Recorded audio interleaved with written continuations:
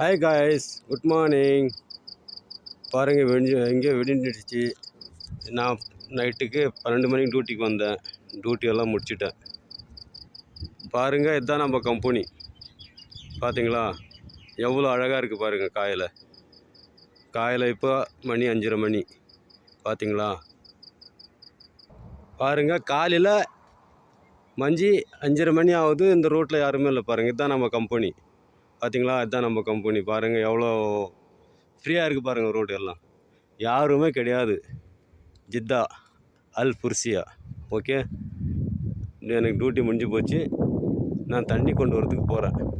நம்ம ஊர்லலாம் எப்படி அந்த காலத்தில் தண்ணி போரில் போய் பிடிச்சிட்டு வருவாங்க, அது மாதிரி போயிட்டு 1/2 கிலோமீட்டர் நடந்து போயிட்டு தண்ணி பிடிச்சிட்டு வரணும். இது ஒரு அவுட்ரு ஏரியா, சிட்டி கிடையாது, அவுட்ரு ஏரியா. இங்கே யாருமே ஆள் நடமாட்டமே கிடையாது பாருங்கள். எல்லாம் சைலண்ட்டாக இருக்குது பாருங்கள்.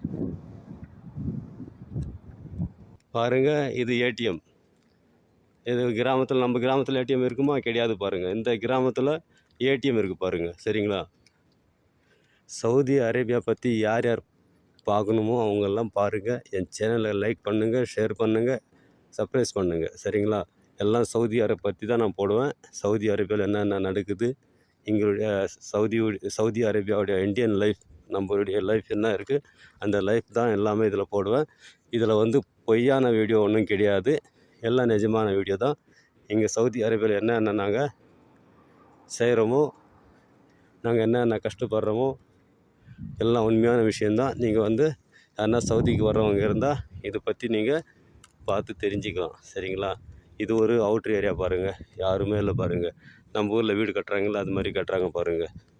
இது ஒரு கிராமம் மாதிரி தான், யாருமே இல்லை பாருங்கள். மணி 5:40 ஆகுது, யாருமே கிடையாது.